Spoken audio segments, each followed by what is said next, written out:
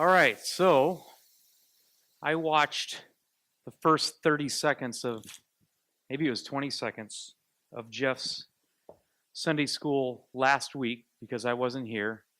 And so I'm going to write that same question up here. You guys remember the question he asked at the beginning?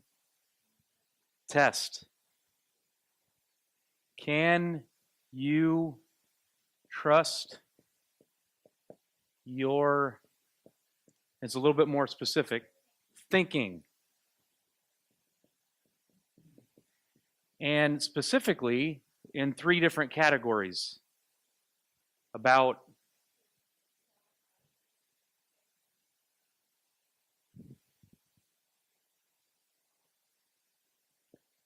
yourself,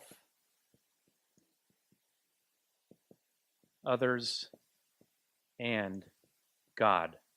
So can you trust your thinking? And that's as far as I got, Jeff. Sorry, man.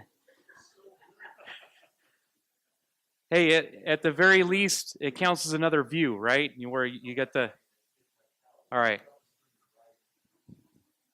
So can you trust your thinking? Now, I want you to think about this in the context of what I've been talking about, because I don't know what Jeff talked about other than this right here.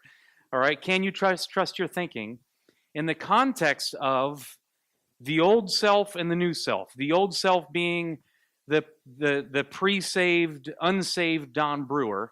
And what's really interesting, and what I'm going to talk about this morning, has to do with what secular psychology is talking about this, or how it's talking about this. So normal psychology out there that has nothing to do with church land or Christianity or anything, how is it talking about this? And I'm going to show you. And the reason I'm even bringing this up, it's not like I researched this, it's because I'm going to an Army class. It was all last week and all this next week. And it's a class talking about, it's called Master Resiliency Trainer course, but without defining resiliency. It has to do with, and the people who put it on through the University of Pennsylvania are a bunch of psychologists and folks that specialize in sports psychology. So performance enhancement stuff. So to me, it helps me visualize it or understand the resiliency word a little bit better in thinking about it in terms of performance enhancement. So these folks have specialized in performance enhancement specifically as it pertains to sports psychology. So working with athletes, high performer folks, or folks that have to perform at a high level in order to understand their thinking and to combat or battle kind of wrong thinking and the kind of thinking that degrades from optimal performance. So you guys, hopefully you're following me. And so what they've done is they've developed this program based on performance enhancement in the sports world for military. In talking to military folks, it's the same concept that, hey, military folks need to perform at an enhanced performance level, or obviously perhaps better results could be had if they were able to have optimal performance. Everything that we talked about last week was basically everything we've been talking about, but in the secular realm. And it's eerily similar in the sense of, not in the sense of redemption and all the good stuff that we've talked about regarding the salvation piece and the gospel piece and how Christ and the gospel apply to this whole idea of practical living.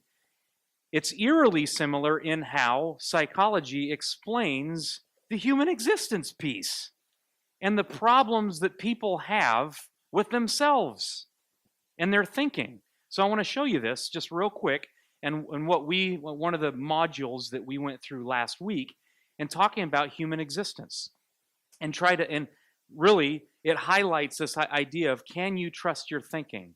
Now you guys were talking about it last week in the context of theology, the gospel, understanding myself in relation to seeing me for who I really am. And so I don't know what conclusion you came up with or what kind of what that looked like as far as can you trust your thinking. Now, knowing what we've talked about, I would say no. In a very real sense, I cannot trust my thinking, and that's what we've talked about, or the context of what we talked about. And just a little piece of what I heard Jeff talk about. That doesn't mean that I can't trust my thinking in everything that I'm thinking about.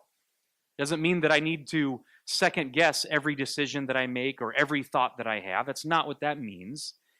Especially when we're talking about and trying to keep it in the context of, can I trust my thinking as it pertains to myself, others, and God, specifically as it pertains to this whole realm of conflict and relationship in that part of human experience. Okay, so let me show you how they walked us through this this last week, and like what I'm saying, how this is basically eerily similar to what we've been talking about.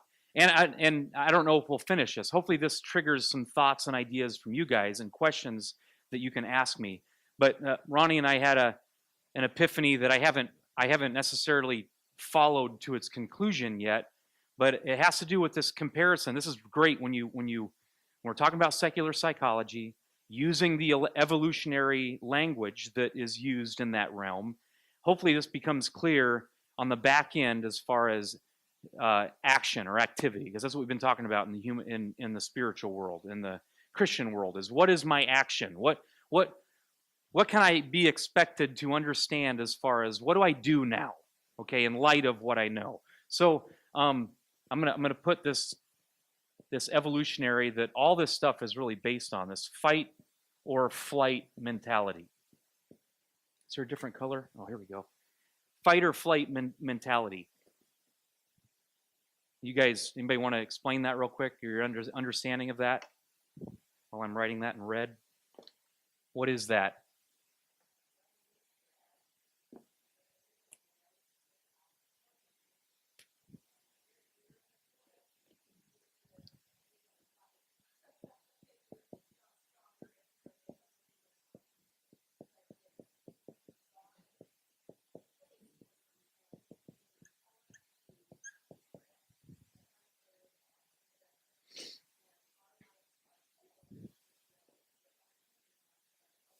Perfect. You guys get that? Now, Barbara, you just said something about, okay, we're not, I'm not like a deer, or it's not like I'm being attacked physically in the woods, or, and you said soldiers, but I want to put this in the context of everyday living, that humans have the same mentality. Now, think of this in light of just normal human DNA, okay? Not having anything to do with the spiritual Christian gospel Christ-centered realm. So normal human, you and I are humans, and part of our DNA is this, and how secular psychology describes it, is we have this fight or flight mindset or response to really everything, okay? And it's easy to use the deer in the woods analogy, the picture that, hey, they're in this mode all the time. Our cat at home, we were talking about that with our cat, because we basically keep our cat outside. And now when we bring it inside, it's so paranoid from being outside all night long that I feel the same way as my cat, okay? That all those loud noises, the argument, everything that happens in the house, it's the same as a cat. It's my and even if my head doesn't do that, it's what my invisible self is doing, either in a scared reactive response, to where it's kind of this flight response that I want to get away, or it's an immediate move towards, but in a fight sense. So this idea, and it's easy to think of that in the secular science idea of an animal either fights for its life or it flees for its life. So all of it is trying to protect, gain its life. That's how it provides life for itself or stays alive. Well, secular psychology, science, says that we're the same, we humans are the same, and I'm seeing this more and more in the realm of relationship. And what happens between people? It's what is happening all day long in a very real sense as it pertains to this. So the way they explain, and they didn't explain that like with the intro that I just gave, but they talked about this: an activating event. Activating event happens. I'm talking about normal life stuff. This is why I gave you a piece of paper, because I want you, if you can think of an example for yourself, I want you to write this down and just kind of track this in your own realm. So, activating event, a trigger, everyday thing that happens, and you can use this in positive, in kind of looking at positive stuff too, but I want to keep it mainly in this fight or flight mentality. Activating event happens, whatever that may be for you in your house.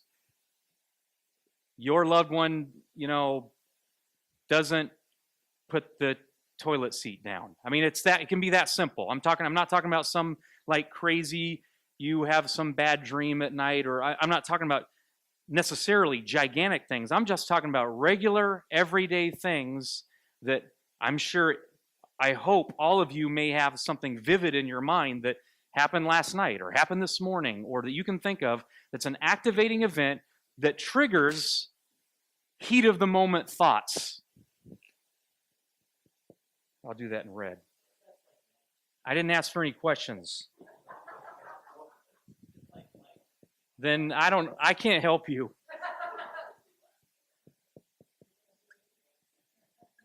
Heat of the moment thoughts.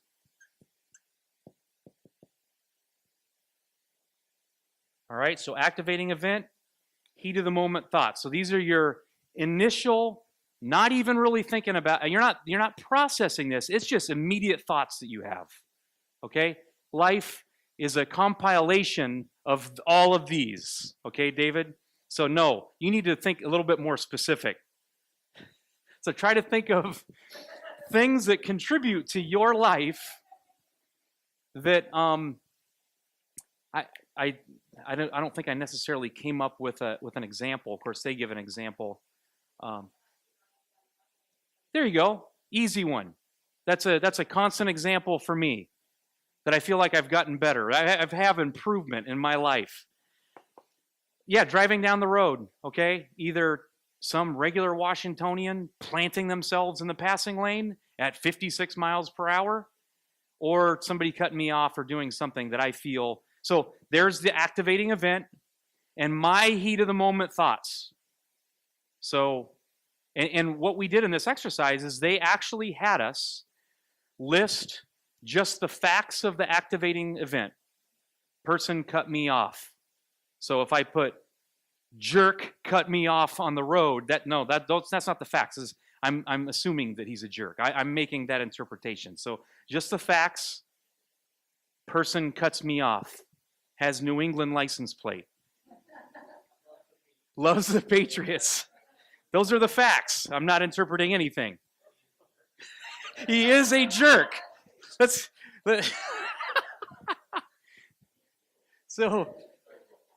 So yeah, activating event. So hopefully you guys can think of something either and it can be big. I just was trying to help you see that, hey, we're talking about normal stuff every day.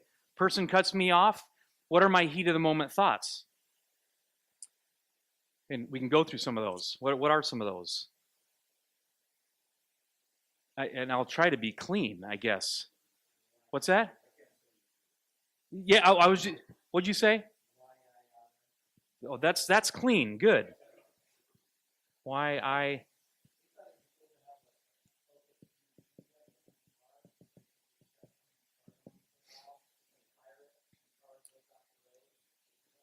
You do need help. We haven't got to that. We haven't got to consequences yet, David. So hold on.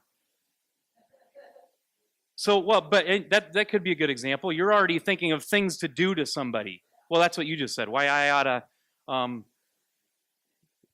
What else could you say? We had to list basically, 1, 2, 3 of these activating event, heat of the moment thoughts. These are the initial things that are happening. And then what proceeds from there, and what is interesting, well, I'll say what proceeds from there. What do you think proceeds from these activating thoughts? What follows thoughts? Who said that? Action. Of course, they said consequences. Consequences. And I think this is helpful because, yes, it is action, and that's the word that was in my head. But those consequences or those actions are both emotions. Of course, I would say emotions and reaction. Okay, so there's the action piece. But what's the emotion that follows this, or that I would say it's not necessarily separate from, because it has to do with this. Yeah. So what we had to do with each of these heat of the moment thoughts was match up what was the emotion and the reaction that went along with that heat of the moment thought. So here's the thought. I'm identifying this emotion of anger, and I got to think of, this is just a reminder for me. So thought patterns. So here's my immediate thought, and now I write my immediate thought down, and I'm looking at that. It's really cool because actually you're kind of putting this stuff out on the table, looking at it objectively, trying to understand what's going on in your head, and trying to understand. This has everything to do with self-awareness. So now I'm trying to identify, hey, what was the emotion behind that? Okay, so for me, it's usually always this immediate reaction of anger. And so, and what was my reaction? Was there some kind of outward reaction to that? For me, it's pushing on the gas pedal, going faster. It's grunting or saying something out loud that I shouldn't, even though kids are in the car. And I glare at that person. It's glaring with no love or anything in that glare. And it might be extreme disgust and all that kind of stuff. There's all kinds of, internal motivation stuff there. And it might be, I may give a hand gesture. I have been able to not tell the person they're number one, but I have been able to just go, hey, what's the deal, man? So there's the reaction, emotion, anger, reaction, in that. And so in kind of analyzing that particular circumstance, this exercise was, hey, what were the kind of the continued thoughts? What kind of happened in that, whether that was a 30-second piece or 10-minute piece, where,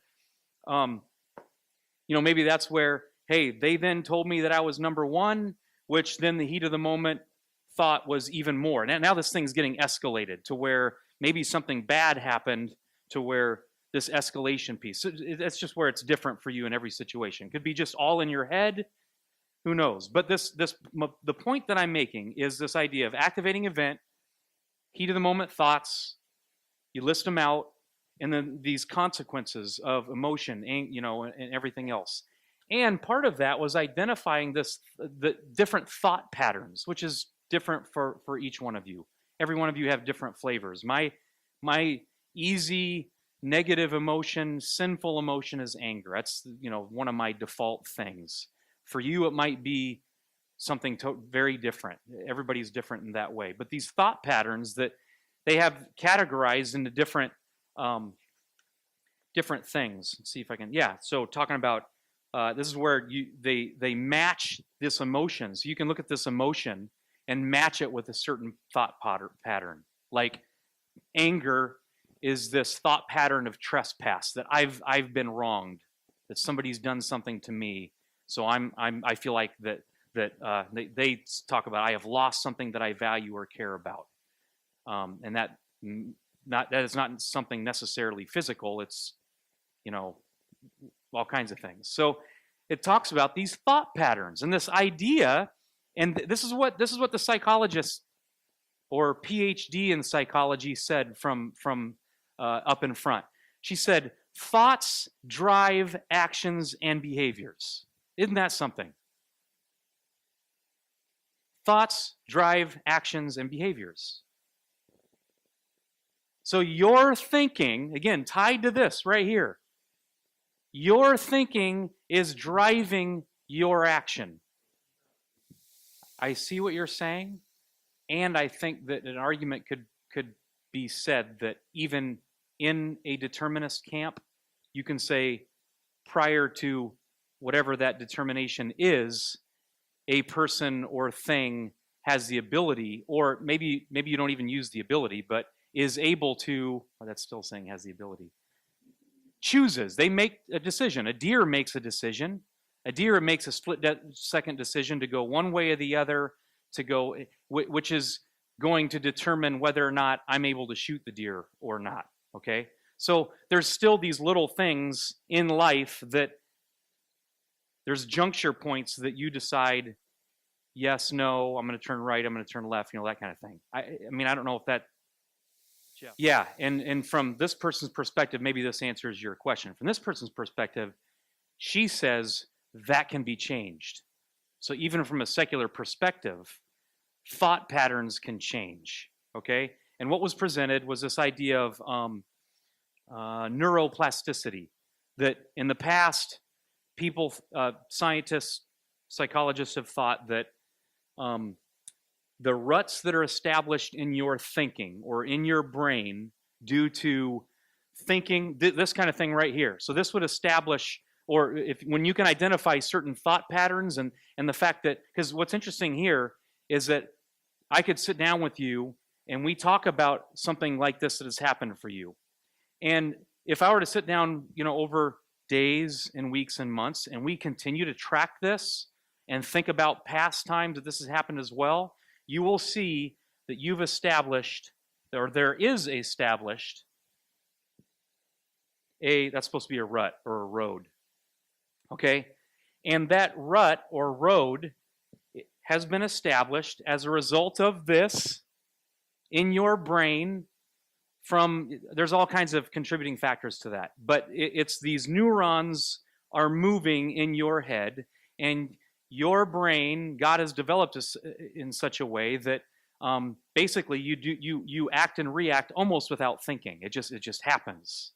So in the past, psychologists have believed that this is established at a very early age, and you're basically unable to prevent or get out of certain modes of either thinking or reaction, or, it has to do with this reactive stuff. All right, activating event, heat of the moment thought, action. Okay, it becomes this rut in your brain, basically an invisible rut. I'm going to explore this, okay, because I have some skepticism, but yet I'm very interested in what they're saying too, in regard, and especially as it pertains to this. Old research believed that this is established starting at about the age 12 and 13. And at a certain age, which is very young, there's not an unlearning ability in the human brain. Whereas now, they're saying that that's not true.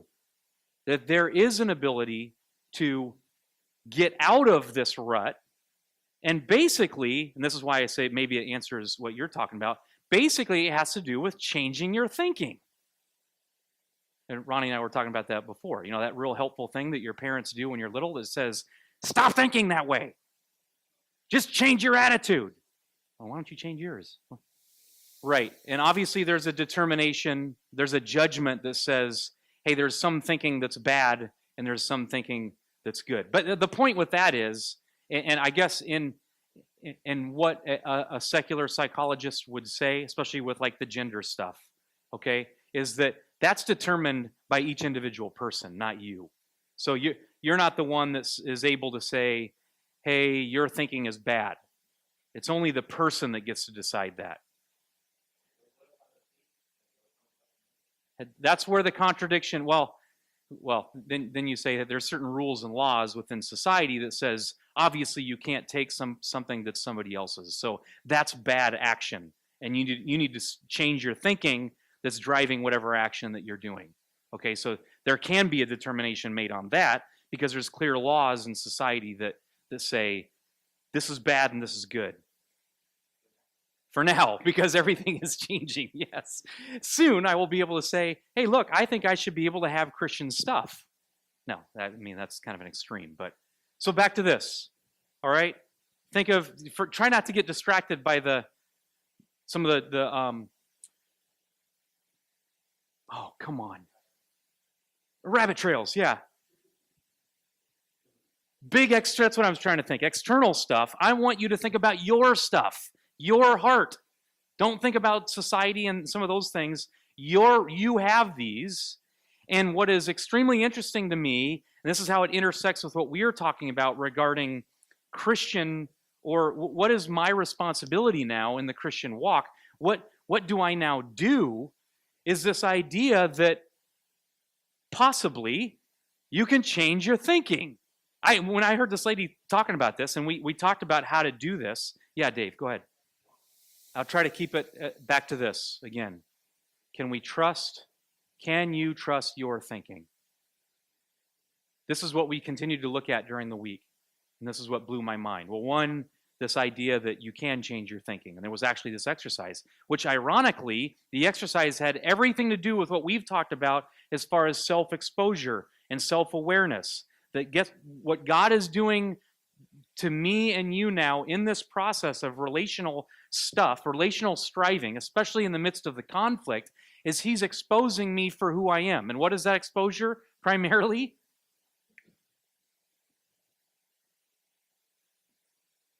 And what is that thinking that He's exposing? And here's what blew my mind. Secular psychology, guess what they showed us after this little exercise? We talked about thinking traps. And it's these modes or ways of thinking that have everything to do with this fight or flight thing.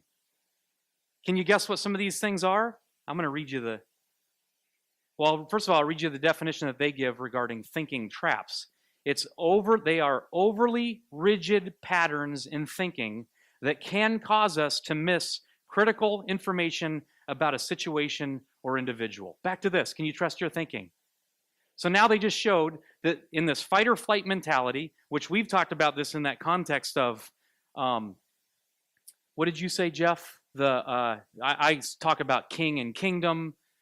Greg and I were talking about this empire idea that I'm my own king, and that's the lens with which I look at life through. You used a different word. Sovereign, self-sovereignty, which, by the way, one of the psychological needs, we covered this earlier in the week too. One of the main psychological needs, like physical needs, they talk about psychological needs. Do you know what one of the main ones is?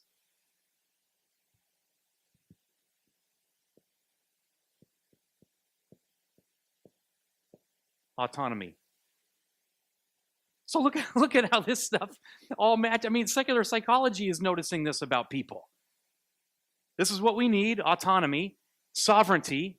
I need to be in control of my life, whatever that looks like, whatever that flavor is for you. You can track it now in these thought patterns or thinking traps. And these thinking traps are these ruts that happen right away in these situations. And I argue that these situations are happening every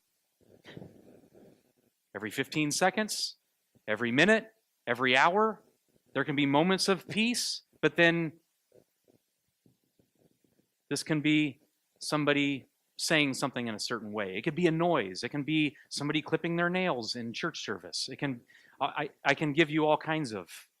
It can be the whining of a child. You want me to give you my list?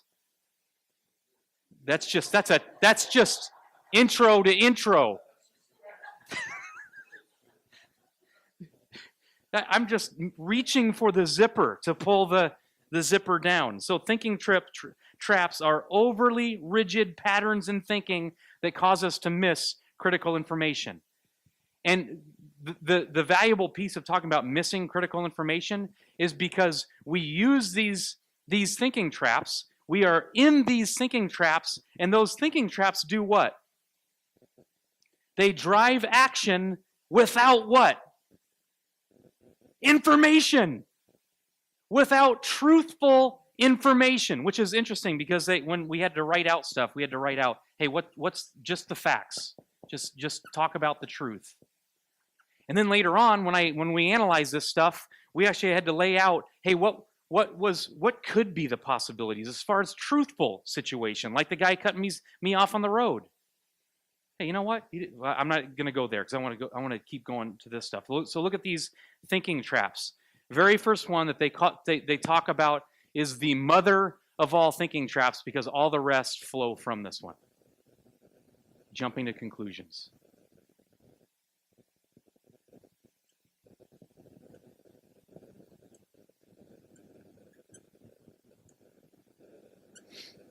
I hope that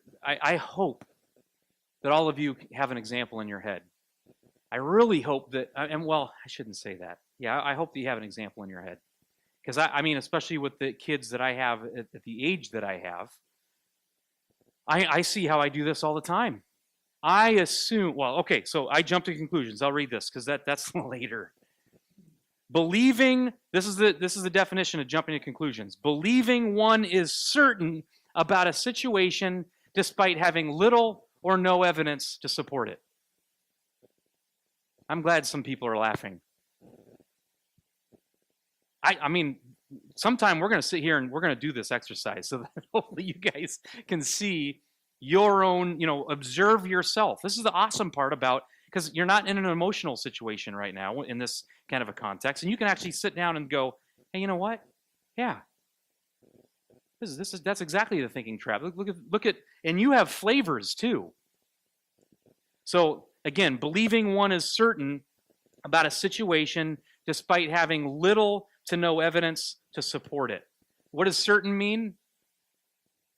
Somebody want to say it? You know for sure. I'm saying when you jump to a conclusion in your brain, you know for sure why your daughter did what she did. That's why it's jumping to conclusions. I mean, that's what you're thinking in your head. You don't want any other information. You're not exploring to understand somebody from their perspective. You're not saying, okay, help me understand why you used all the toilet paper, but you didn't go get another roll and put it on the thing. No, instead of me saying, hey, Reagan, can you help me you were the last one in the bathroom, right? Can you help me understand what you were thinking in this process? No. Jumping to conclusions is, hey, Reagan, you did not replace the toilet paper, and then I go into all the reasons that I know for certain. I mean, that's what's happening in my head. I'm not saying you know for certain because you know the facts. I'm saying you're running on no information, but in your head, you're certain you know what the situation is. Did somebody have a hand? Okay. Yeah, I've got notes here talk about impulsivity and this idea that, I mean, what's happening, and I know that. I do this all the time with you, Caleb, right? I do this all the time. I don't give him, if he starts to try to say something, now I only think he's defending himself, which only provides evidence for me that I know exactly what happened. Which is interesting because, and hopefully we'll get there. I got to end here pretty soon. But it says, I wrote down, I am right and I am going to take action. Remember the definition of thinking traps was that I'm making decisions. I'm overly rigid patterns in thinking that cause us to miss critical information about a situation or individual. Again, thinking about this. Can you trust your thinking? Look at these thinking traps. So jumping to conclusions. I'm certain about a situation even though I don't know anything about the situation. Mind reading. It's number 2. Mind reading. This is assuming that you know what the other person is thinking, or you're expecting another person to know what you are thinking. So it's both of those. Again, I hope you guys are going, oh yeah. Or hopefully this week, when this happens to you, even if it's not some big, crazy, conflict event, you can at least go, hey, look what I'm doing. I'm expecting, I mean, how often does that happen? Maybe you're not a person that assumes you know what somebody else is thinking, but I can guarantee, I can't use words like that. More than likely, all of you can tend to expect somebody to know what you're thinking. So you're wanting them to mind read you. I do that all the time with the kids. So I expect Reagan to replace the toilet paper. I expect that she knows that that's what I'm thinking. And if she doesn't do that, she doesn't meet that expectation, what happens inside of me?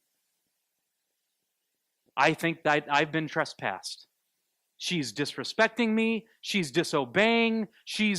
Think of all the things that look at all the consequences. Look at the emotions, the reactions, all the stuff that I'm starting to go down the road of, and I have how much information? I have one piece of information. What's that one piece of information? No toilet paper. That's it. So mind reading, I'm assuming that I know what another person is thinking or expecting another person to know what I'm thinking. And then the next one is this idea of me, believing you are the sole cause of every problem that you encounter. There's lots of people that have that flavor. That something happens, something negative happens in a relationship, big or small, and the immediate reaction is woe is me, I'm the problem. I mean, lots of people struggle with this, and lots of reasons for it. This immediate reaction that I'm the problem, and that if only I would, and then you go down this whole big train of thought. If I just wouldn't have done this, or if I just wouldn't have said this, or if I just, and you go down, and now think of, again, that's an action, reaction, emotions that are taking place that have how much information? I mean, you guys, any of you that struggle from that, you know that you need hardly any information to go down that route in your head. You see how there's these different flavors of issues, thought traps that we have, depending on you and your individual, depending on how you've been raised, depending on your life and the way that it's gone, that this is what we do with zero information. And these are the thoughts that then drive action. So so that says believing you're the sole cause of every problem you encounter. The other one is them. And it's not just that you just have one of these. We all probably use a combination of each of these. The other one is them, the blame game, believing that other people or circumstances are the sole cause of every problem you encounter. Not looking internally. It's not me. It's always somebody else. Always believing that negative events are unchangeable and that you have little or no control over them. And everything. It's kind of the believing that you can judge one's worth and character based on a single event, or believing that what caused the problem is going to negatively affect many or all areas of one life. It's kind of catastrophic thinking. One tiny thing happens, and all it is, I think we ended up talking about catastrophizing, but this idea of everything, they use the example of deployment, which I know well in dealing with people and even having my own thoughts that, you try to contact your spouse at home from thousands and thousands of miles away. You can't get a hold of your spouse. It's been days, and guess what happens in the mind? And it's not just, oh, she's mad at me. No, it's like, hey, she's left. She's found somebody else. The kids are gone. This is the example they gave. I've heard that from people over and over again. I've had my own struggle with thoughts like that as far as the catastrophe that's happened back home on zero information simply because of one word in an email or no emails for days because my wife doesn't answer her email.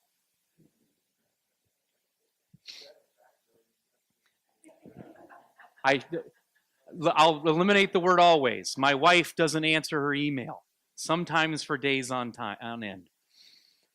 You guys get this idea that there's so I was blown away by this idea or this presentation by secular psychology that shows that this is the plight of human beings. This idea that can you trust your thinking? They never said that you can't trust your thinking, but what they did say was, hey, this is the normal course of action here with people. Okay, so that's where I was going to end with Ephesians chapter 4. Oh, I'm glad I was a nerd. Okay. Ephesians chapter 4 talks about being renewed. No longer, Somebody turn there real quick.